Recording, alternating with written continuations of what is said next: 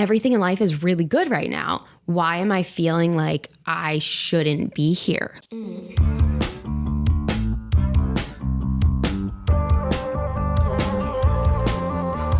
Hey y'all, welcome back to Made It Out. Today's guest has paved the way for us femme lesbians online. It's YouTube star and host of Staying Up podcast, Cammie Scott. That was so generous. Thank you. It's so true. Paved the way. The original femme les. Thank you. Oh my God. It just makes me sound so old. The OG. AD. You just had it figured out way before any of us. Yeah, I really did. I got lucky. I got really lucky in that sense. You did. In hindsight. Today we're talking about mental health and your journey with your mental health. But can we take it back to like, where did you grow up? What was your family life like? Yeah, I grew up in Pittsburgh, and it's so funny. I feel like previously when I would answer this question, it was like, childhood was so great. It was typical. My parents, very loving, still together to this day. I had an older brother who's very protective, very sweet. And it's only been recent years that I think with an adult brain looking back was like, okay, it wasn't all sunshine and rainbows. My family didn't really talk about emotions a lot, which wasn't a problem at the time to me. It was just the way it was. I didn't know anyone was any differently. But I think it really made me hold back and kind of shut down emotions.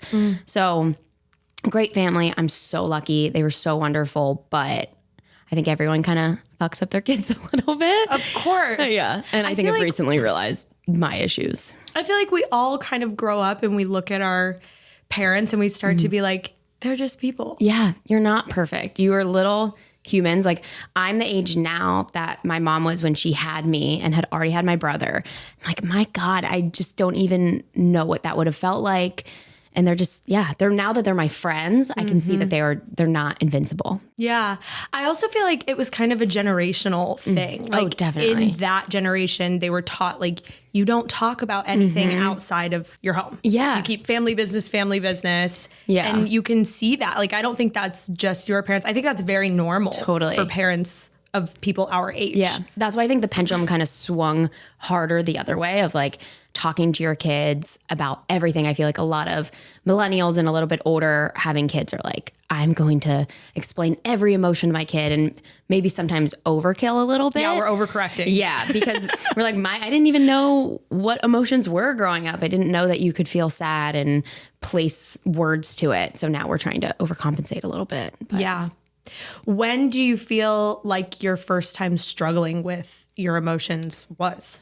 I feel like this is a similar question to like, when did you first know you liked girls? It's, I didn't in the moment realize that I was struggling, but now hindsight, it's really shocking. I was thinking about this on the drive over, and I remember being really little and I would look in the mirror. We had this bathroom door that was all a mirror, and I would disassociate, and I didn't know what it meant, but this is going to sound really crazy, but I would look at myself and I didn't know what anything was, but I think I believed in reincarnation. I'm like probably 7 in this instance. Oh my gosh, you were advanced. I didn't know. You lived a lot of lives. I was messed up.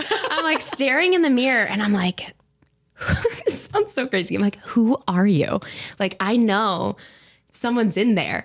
And I think I started to believe that instead of how reincarnation typically is seen as you die and then your soul goes into a different being and then you come back, I saw it as like little souls popping around body to body, and because you were in their body, you got their brain, and because you have their brain, you have their memories, so you wouldn't really know. And I felt like I'd cracked the code, and I was like, I know you came from somewhere else. And I'm so insane as a little kid looking in the mirror being like, I don't know who I am. And I think it was actually me it was like a coping mechanism for not knowing myself and just not understanding at all who I was and what I thought and felt. And I just remember like mulling that over all the time, which is weird. Well, no, but that kind of awareness brings anxiety. I mean, that's existential dread at 7 years old. Exactly. So I think like the more aware you become, or the less distracted you are with things. Yeah. Like the more those types of thoughts hit you and you're like, what the fuck actually is this? Yeah. So to have that from such a young age, it kind of makes sense why you had some sadness or like anxiety. Yeah, just complete confusion. And then I remember I'd have waves of just not having joy from a lot of things when I was very young. And I remember thinking I was just lazy. I was like, I'm just a lazy kid. And I had asthma, so a lot of sports I would play, I couldn't play them for very long. So I was like, okay, maybe I'm just a lazy kid. I don't care to do anything but watch TV. And then I realized I would go through spurts of finding a lot of joy in little things. Like a blade of grass would make me excited. And then the next day I'm like, nothing in my life matters. So I started to notice that kind of swing of emotion and not understand it, kind of assume everyone was feeling that. And I just remember being really confused. And then I would take it out on myself and just I was really judgmental of myself when I was younger. I remember being really aware of my body and comparison. Like I was just too young to care. And I don't know, I felt like a little adult brain with all the worries and fears of an adult in a little kid body. Totally. And being like, this isn't right. What's happening here? Were you just like really aware of adult conversations, or do you think this all came internally? Because I'm the oldest and I feel like I was super aware of my body and things like that. But I think it was because I was intimately involved in a lot of conversations that were going on. Yeah, I really relate to oldest sibling mentality, even though I'm the baby. I also think my brother was an emotional kid and he went through some stuff. And my parents would always be like, oh, Cam's the easy one. She's happy and she's positive and she doesn't cause any problems. And I didn't feel that way, but I would hear them say that. And I think I learned young how to mask feelings and emotions. So we just didn't talk about stuff. If I was feeling sad, I didn't say that. I didn't bring it up. Nobody asked me about it. No one was recognizing it. So I was like, okay, that's my role in this family, to be like easygoing, never causing problems, not getting into trouble. So I'm not going to do anything bad. And if I do, I'm sure as hell not getting caught because I have to be the good one. Right. Yeah. So little adult stuck in the kid body and just being aware of like, if my parents were struggling with stuff or my brother was, I felt like I had to be the glue to keep it together, keep the peace, keep everything good. Yeah. That's a lot of pressure. Yeah. How often do you think were the swings? Was it day to day or was it just like? I don't know. I don't have a lot of memories. My memory is so bad. And I don't know if it's like a trauma response or what it is, but I don't know. I think they were heavier as a kid. I think they lasted longer and I just had no idea what it was. I thought that was my baseline. Whereas an adult, I kind of know that my baseline is good and happy. Then it felt like when I felt good, that was the rarity and that was exciting, but I was like, oh, that's not going to last. So I don't know. I don't really feel like I have memory of it going back and forth much, but yeah, I'm not sure. Because as a kid, it is just so normal. Yeah. Like I remember I used to just lay in bed and worry and worry and worry about, I felt like I worried more than my parents worried. And it's like, what was there to even worry about in those moments? It's so weird, but it feels heavier than it does sometimes now as an adult. Yes. Yeah. And that's always felt like my base. Yeah. But you're right, because we weren't talking about it. I was like, oh, this is everybody lays up at night and worries about everybody in their family dying. And, just like, that's so regular. Yeah. And now as an adult, now that I've had the time to like slow down, I'm like, oh, I think I have anxiety. That's not normal to have to be stressed about every little thing when I'm a child. Yeah. Or even, as an adult, it's like that not everybody has to live that way. But I think because of this, like what we're taught growing up, that you're not supposed to be talking about these things. We just had no fucking clue. And now we're all sitting on couches like this, figuring it out. Like, wait, what? You feel that way too? Wait a minute. Let's talk about this. Yeah, it's like suppressing it to everyone around you and yourself. Yeah. Like I suppressed everything to myself too. I couldn't even understand how I felt because I was like, nope, don't feel it. Don't think about it. If I would start thinking about it, I would just cut myself off. I got really good at just like numbing myself, which is not healthy at all. But at the time it felt very healthy. It's like, oh, I can put on this front and be happy and be a good time and everyone can like me. And then when I'm alone, I can be like, what the fuck? Yeah. What is going on in this world? Totally. Well, that's what I was going to say. It still comes out at some point. So what was that looking like? Yeah, I don't really have a memory of like thinking, oh, this is like a mental health thing I need to work through until way later in life, because I started dating my first girlfriend very young. I think we met when I was like I don't know, 13, 14. And we dated until I was like 21. And I realized that because I wasn't expressing my feelings to myself or other people, I would have very codependent relationships where now, whether it's a friend or a girlfriend, you're my everything and I feel safe with you. So I'm going to just word vomit everything I haven't even told myself. And then now you have to take on that burden because I'm not going to share it with anybody else.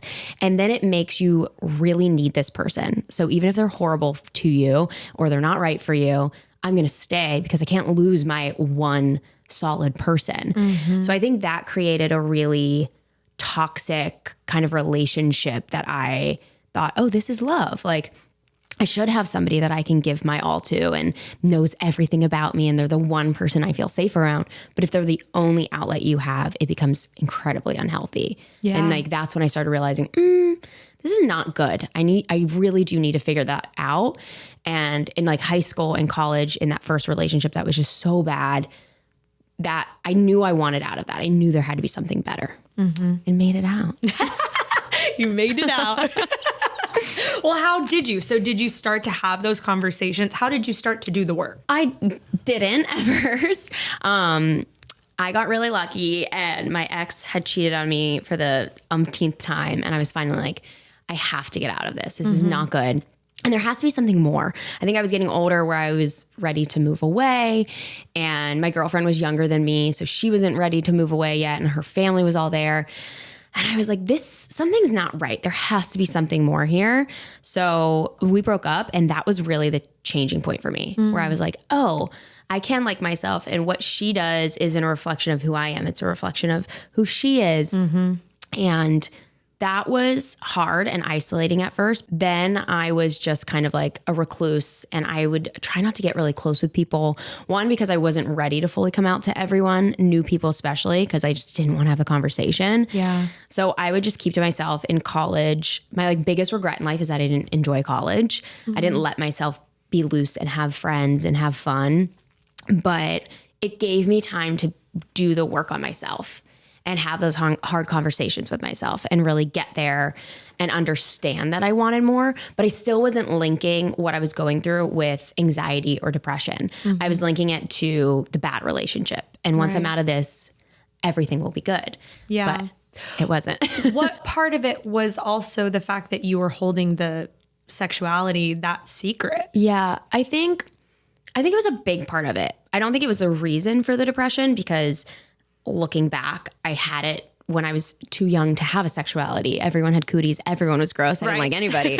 So I think it was always there, but it was kind of heightened from that secretive relationship. I was already hiding so much. So then to hide what I thought was like this big love just added to it so much. And then, like I said, the leaning on one person, it just made it, I felt so alone. Anytime we were in a fight, I couldn't tell anyone about it. Yeah. So, or if we were in a fight and I was feeling really low, I couldn't share that with anybody. So I think it just really heightened things, but I don't think it was the root cause of any anxiety or depression. Yeah. But it makes sense. I think that having to hide anything in your life is like, that's going to manifest in a lot of different ways. Yeah. I'm like, I don't understand how criminals and murderers can keep these big secrets because just keeping liking girls was eating away at me. I'm like, how do people spend their whole lives lying about these big, horrible things? Yeah. When I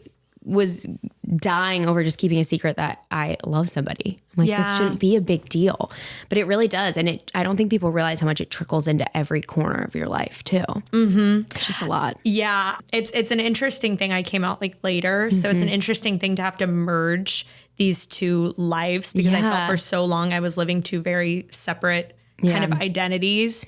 And a little Hannah Montana action there. Kind of, yeah. And you don't realize you kind of like, you tell these little white lies or you tell these like things and you keep everything so compartmentalized to kind of just organized in your brain. Yeah. And then when you're out and you're like, okay, I can be happy and I can be myself. It's almost like weird to not Yeah. want to do those things, the compartmentalize and the You're little. so used to it at that point. Yeah. Like, how do you even begin to merge those little parts of your life together? Yes. Yeah. So it really does like seep in, and it makes you be like so hyper vigilant, and that can also cause like anxiety and stress and depression and all of these things. Yeah, So that's so overwhelming. Even if you feel good about who you are and ready to embrace that, it's rewiring your brain.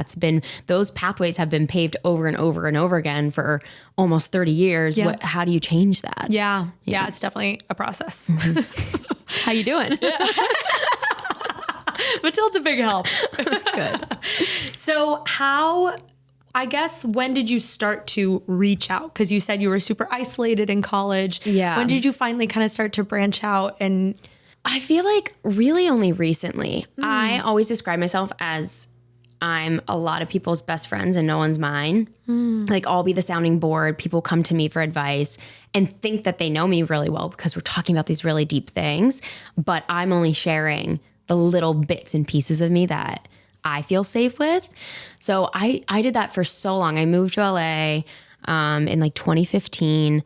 Met new friends, had a great support system. And I was realizing I would only open up if people asked me very direct questions. I don't know. I didn't want to burden people. I just didn't feel like that was my role in a friendship. I was like, I'm supposed to be the comfort person, easy. You vent to me about your problems. I don't have problems. well, that's also what you were in your family. Yeah, always. that makes so much It's sense. been like such a hard system to break of like, I'm not the burden just by sharing my feelings. And moved out here, and I was in a relationship and didn't really realize how much my depression was impacting that relationship because I didn't have words for it yet. As even though I was like full adult, I feel like mental health was a conversation happening everywhere. And I was an advocate for mental health. I'm like, yeah, talk about your feelings, but not practicing what I preach at all. So it was really only until probably 2020 that I truly faced that I have stuff to work through and that I need to take more steps than just, I don't know, journaling or whatever I was doing. What was there a catalyst? Yeah, I think so. I started dating my now wife, Taryn, kind of right when the pandemic started. We started dating at the end of 2019. She was living in San Francisco. I was living in LA, and we accidentally, on purpose, got quarantined together. And it was so exciting. I had known her forever. I think we had both kind of had crushes on each other throughout this, and we were finally both single. It was really just a peaceful time. And I'm such a homebody that where COVID was awful for some people being stuck at home, I was stoked about it. I'm like, I don't have to make up excuses and I don't have to cancel plans. I can't come because of COVID. But then I started noticing that when I used to get really down like clockwork every month and realized that it was related to my period and later kind of self-diagnosed having PMDD. But then I had a few months, I think it was like August, September 2020, where we had been locked down for a while and I just felt so low. I remember I was in the shower one day and I just sat on the floor and I was like, I don't want to kill myself, but it wouldn't be the worst thing in the world if like something just happened and I wasn't here. Yeah, it was just weird. I felt like I wasn't in my own body. Like I felt like I was just watching myself feel this way. And I was like, that's not good. Like everything in life is really good right now. Why am I feeling like I shouldn't be here? Like, and I knew I wasn't going to act on it. And I knew I didn't want to die. I just remember thinking, if I found out that I was about to die, I don't think I would be scared. I think it would be kind of like a good thing. And that just freaked me out really bad. And I remember Taryn coming in the bathroom and I was sat on the floor and she's like, you okay? And I was like, yeah, I'm good. Oh. And I think she obviously knew, no, you're not good. And I'm so lucky I had her in that moment because she has struggled with mental health from an early age and she had really wonderful parents who got her the help she needed. And she's done so much of the work that she was able to be kind of like that tough love that I needed and that I had never received, where she was like, you have to go to therapy. You have to talk to somebody. You cannot deal with this. And I'm here. I'm not leaving. I'm going to help you through this. I can't be your only crutch though. Like there's only so much that I can do. And I think she had really good boundaries with it and was really just like supportive and loving and reassuring, that it made me feel safe to kind of like break down all those walls, not just to her and to friends, but to myself too. It was like the first time where I was like, oh, I can face this and I can actually like think about it and talk about it and figure out what's going on. So that's so beautiful that you had her. It's almost like you needed to see it modeled. Yes, 100%. It's like that reparenting almost, where it's like, hey, things can be different. Yeah, exactly. That's really beautiful. Yeah, I was but lucky. It also had to be really confusing because it's like this time where Taryn's your wife. Like so confusing. At the time we were just dating. I think that's why it like felt you worse. were so happy. Like, yeah. I think that's why it really crippled me. I was like, wait a minute. Everything's finally good. I have everything I wanted. We were like talking about buying a house together. Everything was good. And that's when it got really confusing. Because before then, I could relate it to my period and be like, okay, this is going to pass. It's circumstantial. My hormones are out of whack. Give it a week. I'm going to be fine. I think what really happened is I went through a pretty awful end to my relationship before Taryn and was just kind of going through hell from my ex. And I can deal with really big things happening. My friend and I always call it like the spilled milk. It's like the little things that get us, but the big things we're like, that's nothing. We're fine. And I thought that's how I dealt with stuff. But then afterwards I was like, oh, now that this chapter's over and I'm free from this person, all those emotions are catching up to me. All those things that I didn't let myself feel and said, I'm okay. Everything's good. And I genuinely thought I was okay. I think once I had a second to breathe, I was like, got hit by it. So I think it was feeling so safe allowed me to feel the times I didn't. So it wasn't the circumstance I was in, it being COVID and being with Taryn. It wasn't like all the beautiful things in my life and the circumstances of COVID. It was, I'm allowing myself to like have 30 years of emotions and trauma catch up to me. And I'm kind of being hit by all of it at once. Wow. So I don't know. I have never heard that said like that. And I have to just tell you, I went through the same thing when I got with Mathilde. Yeah. And it was like this thing of, I am in the best relationship I've ever been in my life. Yeah. I like everything is so great. What the hell is wrong with me? I have nothing to worry about. But pairing what you just said with something my therapist said, where things kind of come back when your system feels safe to allow things to come back. Exactly. I've started to have like repressed trauma blocked memories come up, and I am now understanding that it's because I'm in this place of like, I'm good. Yeah. I'm okay. And I can deal with this now. And that makes so much sense. I had always thought that it was just because I had nothing else to worry about. Yeah.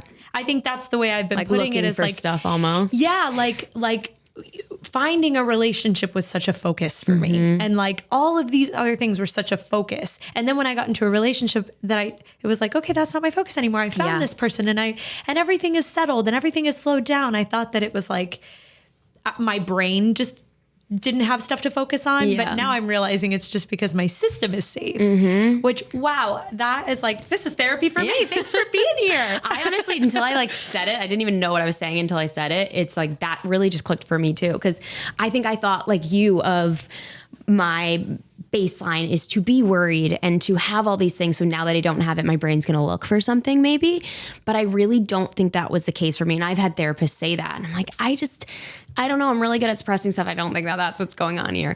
But yeah, I think it's just, you feel safe in it all.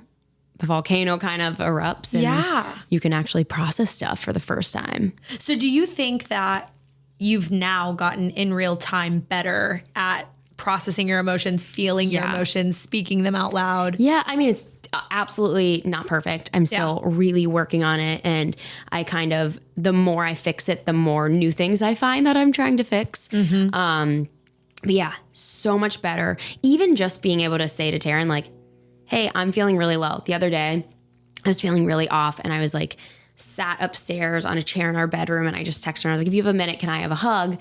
And she came up and was like, are you feeling a little off? And I was like, yeah. And she's like, maybe just cry for a minute. Aww. And I was like, I don't need to cry. And as soon as she gave me that permission, I just like started bawling. And the way she treats it as like a non-event, like there's nothing wrong with you. It's okay. Like sometimes emotions just hit and it's okay, instead of being like, whoa, what's going on? What's wrong? Like, why are you so upset? She just really lets me feel and process, and it feels natural and normal. So yeah, I've definitely gotten better at that. But there are still times where I feel so sad and I'm like, what's wrong with me? And it takes me being out of it to look back and be like, okay, duh, we know what's happening here. Right. We know we get depression. We know we have PMDD. But in the moment, sometimes I really get stuck in it and just forget everything I've learned. When I was a kid, emotions were made to feel like something that were wrong, or like, because I have always been super expressive with my emotions. There's no hiding them. And they come on and they're there, and whatever the repercussions are, me too. That's it, you know? And I think that was something that was like scolded or reprimanded. And I think being in a relationship where it's like emotions are okay, and being like reparented in that way of just like, it's going to be okay. And even if there's this blow up, we're going to get through it. And that can be so healing. Yeah. And that's what it sounds like Taryn is doing with you, which is so beautiful. I feel like sometimes when you're told your emotions aren't allowed, they almost get bigger, because you're like, oh, so to be heard, I have to be really extreme for you to take this seriously. So it's so funny. I feel like kids who were kind of made to suppress emotion almost go the complete opposite way, and then have these big blow ups, because you're like, okay, the only way for me to be seen and heard and listened to is if I go 0 to 100. I have to make a big fucking deal. Yeah. Like, do you get me now? Do you hear me? Yeah. Yes. Talk to me about the PMDD. So I self-diagnosed myself with PMDD years ago. I love a little Google schmoogle moment. If there's something I don't know, I'm like, the internet's free. Look it up. So one of these deep Google moments where I was like, why every month do I want to kill myself? Is this normal? But somehow it led me down the path of PMDD, because I also had really painful periods. Like, I was like, this is not normal PMS that I hear other people talking about.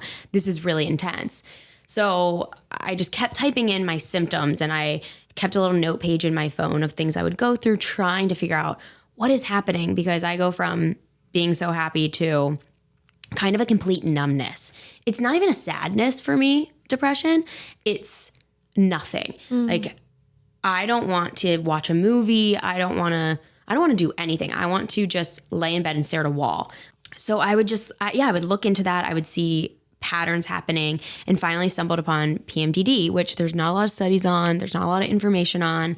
A lot of people, most women, are self-diagnosed with it if they have it, or later diagnosed with just depression in general that's heightened during their period, which is what I now believe that I have. And I think the knowledge of it was at first enough to deal with it. I didn't immediately seek out counseling. I didn't get on medication. I still didn't want to talk to somebody else. I was like, I can handle this. We will figure this out on our own. We don't need anybody else. So yeah, I would just Google and figure out, what can I do? And there's really wasn't much I could do myself. There's some holistic approaches you can take to it, but it's kind of fickle. What works for one person might not work for the other. So I really just like armed myself with the knowledge of, okay, this is coming. It's going to happen. Go through the wave, feel it out, and then in a week you're going to be okay. And that was my coping mechanism for years with my PMDD. So Matilde, her therapist, and my therapist have all diagnosed me with PMDD. You're not self-diagnosed. I'm the last one to know. They're like, I think there's something going on here. I'm sure my mother would say the same thing. My period has always been just such a challenge for me. I used to take it out on my mom. Yeah. I would blow the fuck up at her. And I think with age, I've gotten like better. But then in my relationships, it was like that time of month, we gonna fight. Yeah. My mom said her and my dad would start to write on a calendar. They would like circle the date, because every month they would get in a big fight over nothing. And the next day she'd be like, oops. That was definitely my bad. So they just used to know this day or these couple days, steer clear. Don't let's walk on eggshells. Let's not fight, which isn't probably the best coping mechanism for it, but at least they were aware and could be like, we're not going to have this big fight right now. Yeah. I think that's where Matilda and I are at with it. I'm like, all right, we know it's coming. You're like, just give me some grace. I'm going to be a little kooky. Yeah. And she's so great about it. But also I think I'm coming around to the fact of okay, this is something that awareness can only take you so far. Yeah. We got to take the next steps. Is that where you're at right now, where it's just, I know it's happening, but what do we do about it? I think the knowledge is really helping because then I don't take it as personal. You can keep almost. reminding yourself. Okay, I'm not a fucking nut job. This is just happening, Yeah.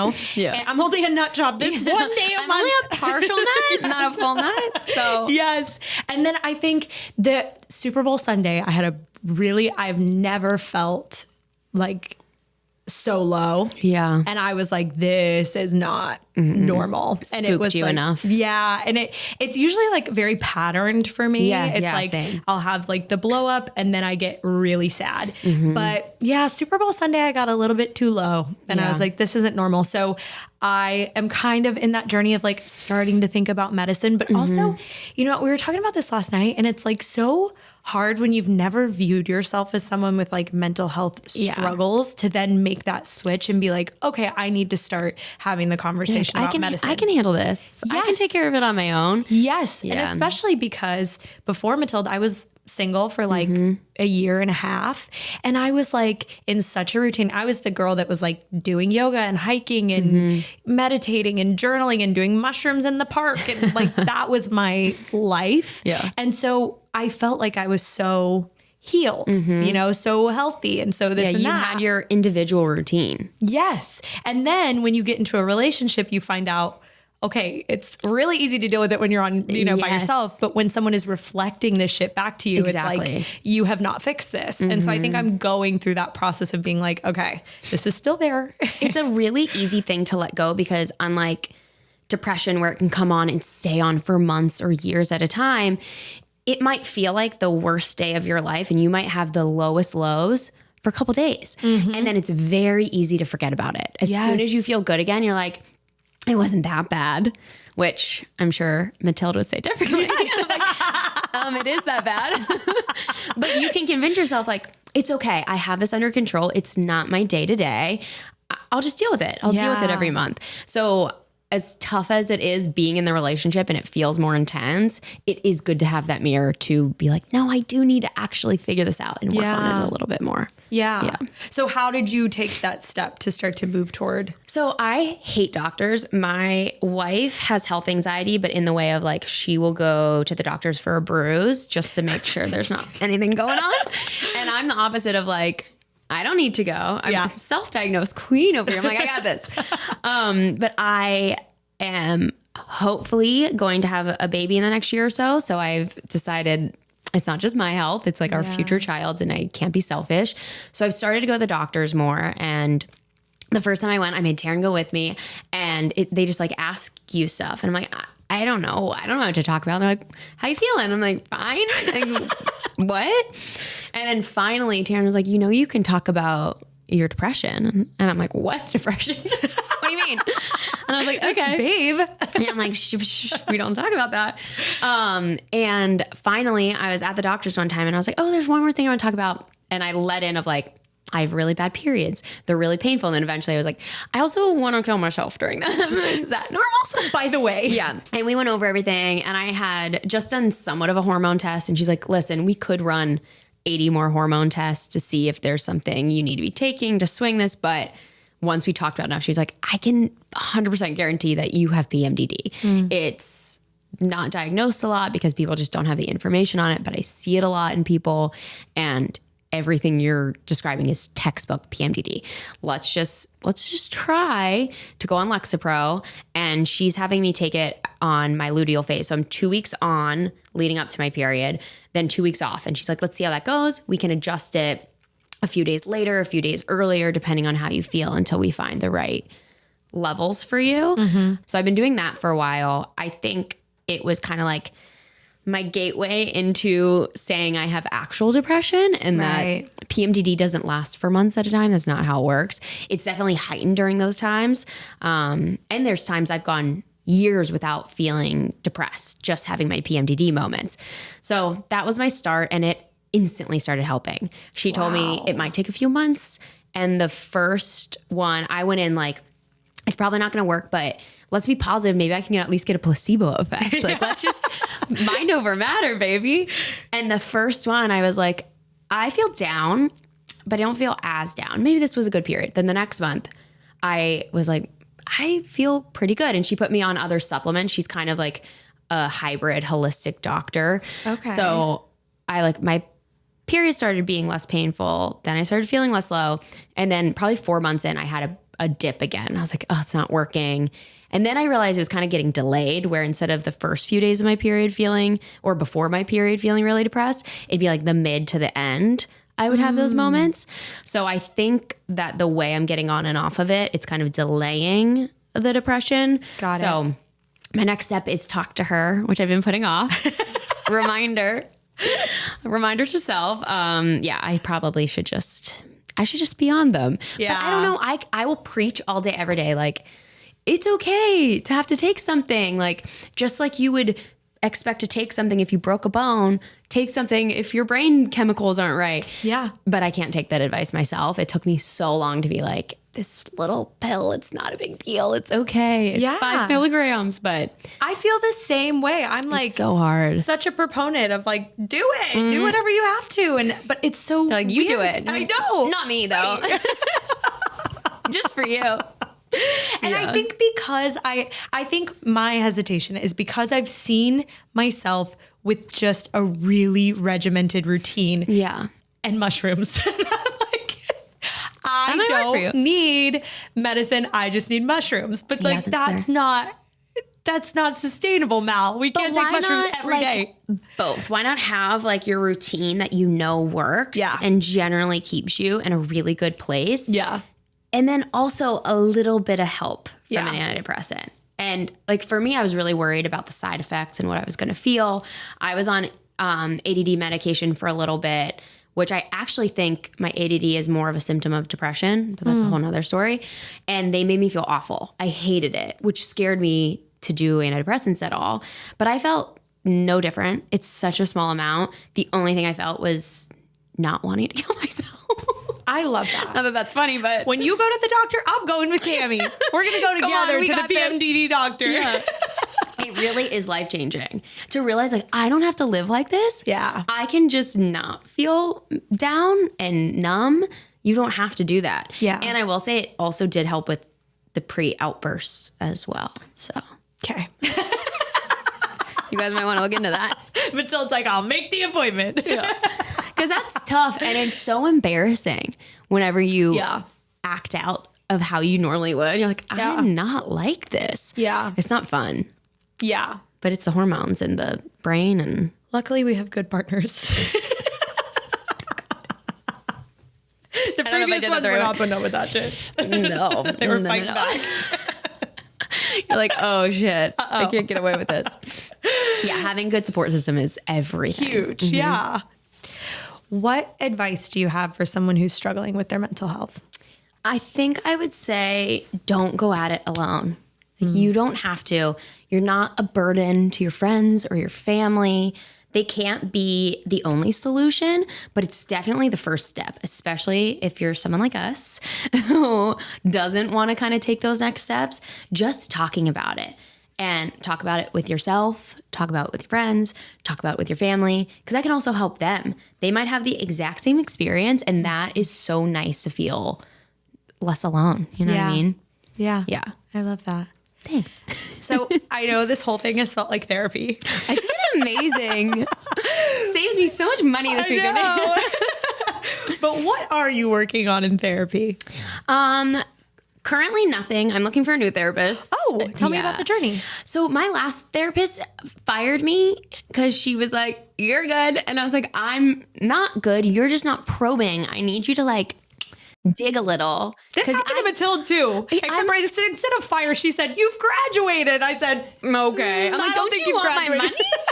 I mean, we were vibing. She was like one of my friends in that moment. I really enjoyed chatting with her, but that's what it felt like, as much advice as a friend would give. Yeah. And I am hyper self-aware in therapy. I'm amazing. I'm like best version of myself. I've never met that girl in my life, but I'm like, I'll talk about a fight I've had with Taryn in therapy. And I'm like, yes, well, this is what I did wrong. Let's talk about that first. I'm like, you dumb bitch. You were just yelling at her 10 minutes ago. What are you even saying right now?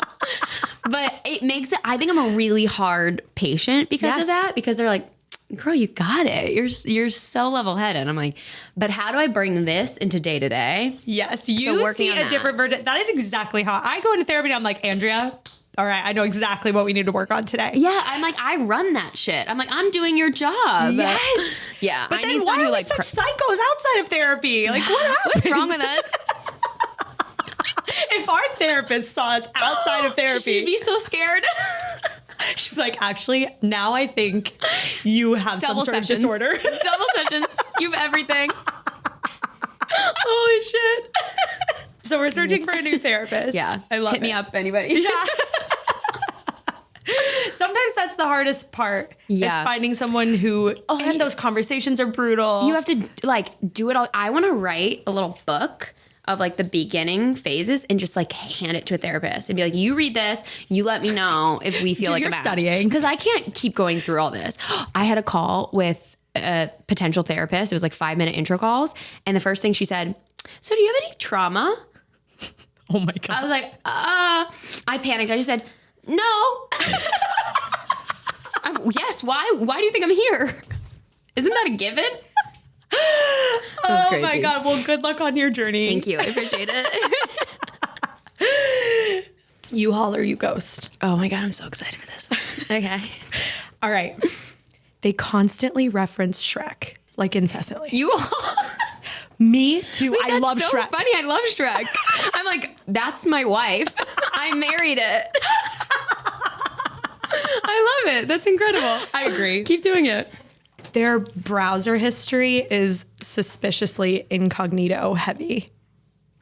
Oh, you ghost? Is that the term? You ghost. No, what are we hiding? What's in there? That's weird. I don't care if I find weird shit, but let's not hide the weird stuff. Yeah. No. If it's incognito, I think that's fair. And probably the stuff that we're hiding is like fucking weird. If we're in that. Yeah. And you already think I'm going to go through your phone then? No. Yeah. Toxic. Run. I agree. Okay. They talk on the phone in speaker in public places. I feel like you guys are calling out my wife. I feel like she does do that. Okay, but I do too. I'm going to you ghost it still. Oh my God, Taryn! I don't know if she does. No, you know what she does? She does like the talk to text, like an old woman. And that makes me want to fling my ring across the room. I'm like, you got to stop. It has to stop. You can text. You have fingers. Yeah, it would bug me, but I would change them. So we can sew you all. I can change you. Sometimes when I'm in the grocery store. Oh, but there are other people in the grocery store. I'm not thinking about that, to be honest. And that's a red flag. Okay, I'm ghosting, actually. I changed my mind. Out of there. Yeah, that's scary. Tell everybody where they can find you. Tell us about your podcast. Across all social media, Cammie Scott. Kept it very easy, neutral. And then I have a podcast with my wonderful wife, Taryn, called Staying Up Podcast with Cammie and Taryn, where we just share married life and chit chat. It's like a big sleepover. So cute. I love it. It's super fun. All right. Cheers. Cheers. To what? Depression. Or not having antidepressants. Cheers to you getting on antidepressants. Or whatever works for you. No pressure. This episode is sponsored by Lexapro. Thank y'all for listening to today's episode. As always, help us spread the gay agenda by writing an Apple review, rating us on Spotify, and sharing it with everyone you've ever met. You can find today's guest at Cammie Scott, our show at Made It Out Podcast, and me at Mal Glowinky. Made It Out is produced and edited by Matilde Jordan and worked on solely by lesbians. LGBTQ. Lesbian. Gay. Gay. Gay.